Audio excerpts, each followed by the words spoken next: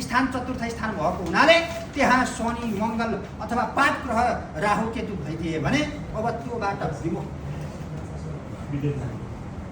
विदेश भनेको के त भन्दा आमाको कोखबाट छोडिएर टुटिएर छोडेर आमाको कोख छोडेर बस्नु नै विदेश। अहिले पो हेलिकप्टर चढेर के अरे जहाज चढेर चाहिँ विदेश जाने त हिजो चाहिँ तपाईँको गाउँमा बाख्रा पालेर बसेको मान्छे गाउँपालिकामा आएर चाहिँ दोकान थापेर बस्यो भने विदेश थियो।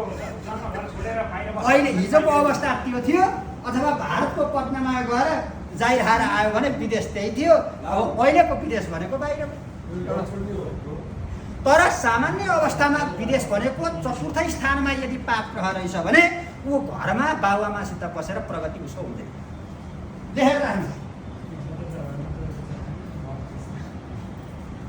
विद्वान सुभाग्य कृपण सुखी छ विमान शत्रु। यदि पञ्चम स्थानमा यदि बृहस्पति रहेछ भने पञ्चम स्थान के को स्थान? पञ्चम स्थानबाट के हेर्ने? सन्तान, विद्या, बुद्धि, प्रेम, मनोरञ्जन। अब त्यहाँ बृहस्पति जस्तो ग्रह गएर बस्दिएपछि सन्तानको सुख, मलाई सन्तान सुख, मलाई छोराले हेर्छ कि हेर्दैन बुढो हेर्दिन पर भन्छन् हो कि होइन? यदि पञ्चम स्थानमा शुभ ग्रहको प्रभाव रहेछ भने त्यो छोरोको सुख पाइन्छ।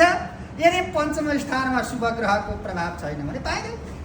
सन्तान सुख एक नम्बर। विद्वान सुभाग्य कृपण सुखी छ। हि माने बुद्धिमान, बुद्धिले काम गर्नेवाला। सन्तान सुख, बुद्धि, बुद्धिले काम गर्न सक्ने, विद्या सिद्धि, पढ्न आउने है कि त्यस्तो। अब षष्ठ स्थानमा यदि बृहस्पति रहेछ भने